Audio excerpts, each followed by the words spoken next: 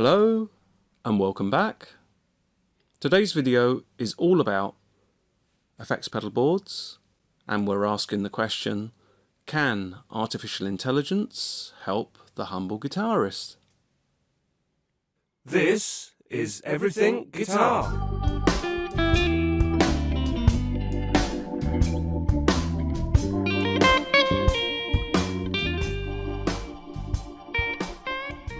So the ultimate question is, does artificial intelligence understand guitar effects pedal boards?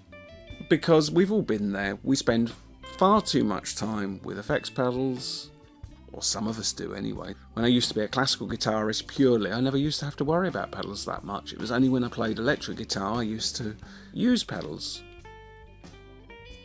But now my life's a little bit different and I use electric guitar a lot more, and sometimes I need nice small effects pedal boards to fit in a tight space and not have people looking at me when I plonk a enormous effects pedal board down.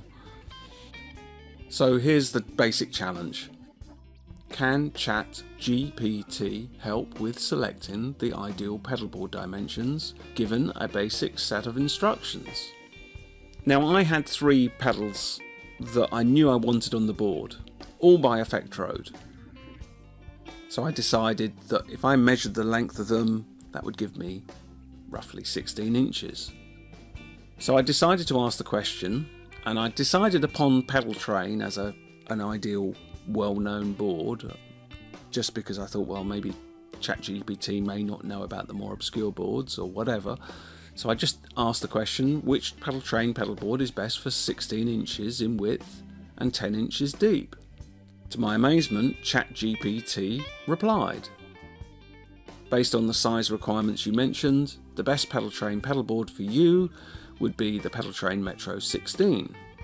This pedal board has a width of 16 inches and a depth of 8 inches and should accommodate your pedals comfortably. It's also lightweight and compact, making it easy to transport to gigs or rehearsals. Another option you might consider is the Pedaltrain Nano Plus, which is slightly smaller at 14 inches by 5.5 inches, but may work for you depending on the number and size of your pedals. It's saying I can fit the 3 Effectrode pedals on a pedal board of 16 inches wide and a depth of 8 inches. Now, I thought I needed it deeper than that. So I played about with the arrangement of the pedals just to get an idea of what it was talking about. So I asked another question. I have a Pedaltrain Metro 16 and I have the following pedals, and I named my 3 Effectrode pedals. Once I've fitted those to the Metro 16, how many mini pedals the size of a TC Electronic Sub and Up Mini can I fit on the effects pedal board, taking right-angled jack socket cables into account? ChatGPT replied, the number of mini pedals that you can fit on your Pedaltrain Metro 16, in addition to your Effectrode PC2A, Mercury Fuzz and Blackbird pedals, will depend on the exact dimensions of your pedals, as well as the length and angle of the cables you plan to use. Assuming you use standard size right-angled jack socket cables, you should be able to fit around 4 to 5 mini pedals on the Pedaltrain Metro 16, depending on the exact positioning of your pedals and cables. However, if you use smaller angled patch cables or cable ties to manage the cables more efficiently, you may be able to fit a few more mini pedals on the board. To get a better idea of how many pedals you can fit, you can try arranging your current pedals on the board and measuring the remaining space to see how much you have left. You can also consider using a pedal riser or mounting some of the smaller pedals underneath the larger pedals to make the most of the available space. So artificial intelligence does know how to build pedal boards. It knows some of the intricacies involved. So now it's a question of rearranging the pedal board and the pedals just to see what happens. So I started playing around with the order of the pedals and seeing how I could arrange the 2 smaller Effectrode pedals against the larger pedal, obviously still having access to the switches to be able to turn them on and off. And I also had to take into account the power supply for the Effectrode. So I experimented and went through a number of combinations. Now obviously you can take this much further by asking specific questions about each particular effect pedal that you own.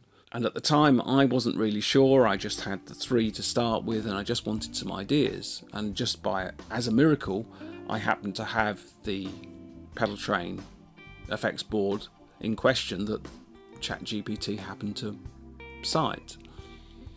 So that was interesting anyway, that it can start from a basic point, but maybe you can experiment and specify which pedals that you have and see if ChatGPT can suggest the ideal pedal board for you.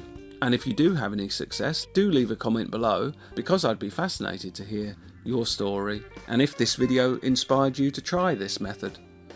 Now I know that in the normal world we used to juggle the pedals around and then put tape out and mark a square and the rest of it, but this is an interesting method just to ask the question and see if we can use artificial intelligence in a new way. So anyway, thank you very much for watching.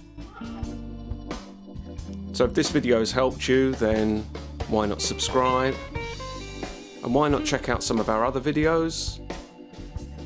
And you know the saying, those that can, do.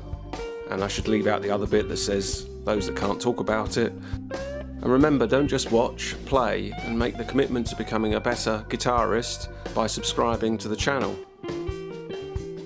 All the best. Hasta luego.